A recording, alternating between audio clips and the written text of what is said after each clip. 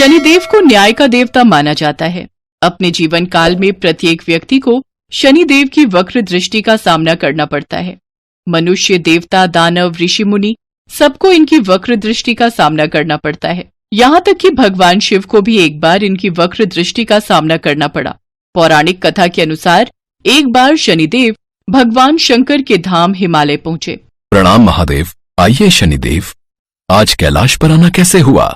महादेव, आप तो जानते ही हैं कि मेरी वक्र दृष्टि का प्रभाव एक ना एक बार सभी राशियों पर पड़ता है और उस समय से सभी को गुजरना पड़ता है। हे प्रभु, मैं आपको ये बताने आया था कि समय के चक्र के अनुसार कल मेरी वक्र दृष्टि आप पर पड़ने वाली है, अर्थात कल मैं आपकी राशि में भ्रमण करूंगा।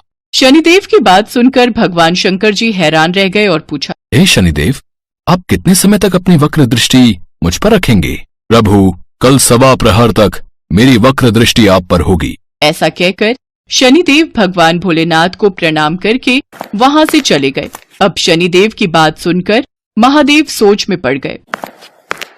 महादेव, सुना है शनिदेव की वक्र दृष्टि जब किसी पर पड़ती है तो उसे बहुत सी समस्याओं से गुजरना पड़ता है। अब आप शनि की वक्र दृष्टि से कैसे बचेंगे? नंदी, शनिदेव की वक्र दृष्टि से बचने के लिए मेरे पास एक ही उपाय है कि मैं शनिदेव के सामने ना आऊं। ये कैसे संभव है प्रभु? शनिदेव तो कल दोबारा फिर आ सकते हैं। इसका भी उपाय है मेरे पास। नंदी, मैं कुछ समय के लिए पृथ्वी लोक पर जा रहा हूँ। देवी पार्वती जब पूजा करके लौटें तो उन्हें बता देना कि वो मेरी चिंता ना करें, मैं समय से लौट आऊंगा। भगवान शिव शनिदेव की वक्र दृष्टि से बचने हेतु धरती लोक पर आ गए। उन्होंने शनिदेव और उनकी वक्र दृष्टि से बचने के लिए एक हाथी का रूप धारण कर लिया।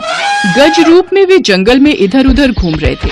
जंगल में घूमते घूमते भगवान शिव को भूख और प्यास लगने लगी। तभी उन्हें एक नदी नजर आई। वो जैसे ही नदी के पास पानी पीने के लिए पहुँचे तभी उन्हें कुछ शिकारियों का शोर सुनाई दिया। अरे वो देखो हाथी, पकड़ो उसे, पकड़ो, जल्दी से पकड़ो, कितना सुंदर हाथी है। हाँ, ये हाथी देखने में बहुत सुंदर है, इसे पकड़ लेते हैं। अरे ये शिकारी तो मेरी ओर ही आ रहे हैं, मुझे इनसे बचना होगा। भगवान शिव नदी से पानी पी भी नहीं पाए थे कि शिकारी उनके पीछे दौड़ने लगे।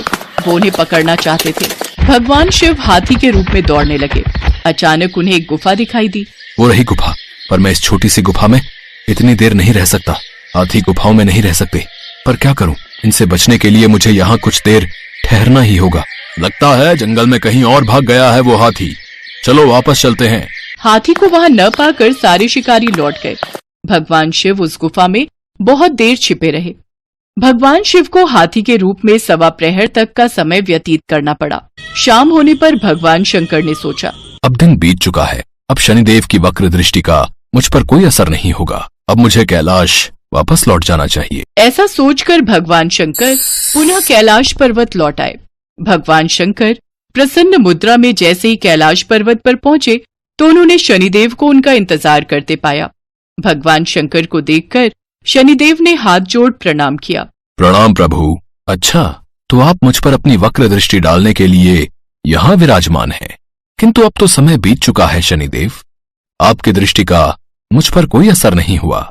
देखिए, मैं तो पृथ्वी लोक से पूरा दिन व्यतीत करके वापस भी लौट आया। प्रभु, मेरी दृष्टि से न तो देव बच सकते हैं और न ही दानव। यहाँ तक कि आप भी मेरी दृष्टि से नहीं बच पाए। मेरी वक्र दृष्टि आप पर पड़ी थी। शनिदेव की बात सुनकर भगवान शिव आश्चर्यचकित रह गए। पर कब और कैसे? प्रभु, मेरी ही दृष्टि के कारण आपको 1.25 प्रहर के लिए देव योनि को छोड़कर पशु योनि में जाना पड़ा। भूखा प्यासा रहना पड़ा और जो भोजन हाथी ग्रहण करते हैं वो भोजन आपको ग्रहण करना पड़ा। आपको अपनी सुरक्षा के लिए इधर उधर भागना पड़ा, गुफा में छिपना पड़ा। इस प्रकार मेरी वक्र दृष्टि आप पर पड़ी हुई थी, इसलिए आपके साथ ये सब हुआ। हे शनिदेव, ये तो आप उचित कह रहे हैं।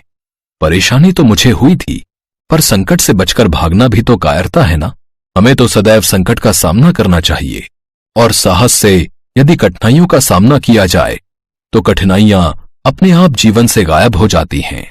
यदि हम कठिनाइयों से डरते रहें तो कभी भी हम जीवन में अपने लक्ष्य को नहीं पा सकते। अति उत्तम शनिदेव, जय हो प्रभु। शनिदेव की न्यायप्रियता देखकर भगवान शंकर प्रसन्न हो गए और उन्होंने शनिदेव को अपने हृदय से लगा लिया। इस कहानी के द्वारा दी गई सीख हमें यही दर्शाती है कि मनुष्य को जीवन में बहुत से संघर्षों का सामना करना पड़ता है, पर जो भी व्यक्ति कठिनाइयों से लड़कर और मुश्किलों से जीतकर अपने लक्ष्य को प्राप्त करता है, वास्तव में वही महान है। इसलिए हमें अपने जीवन में सदैव साहस से काम लेना चाहिए।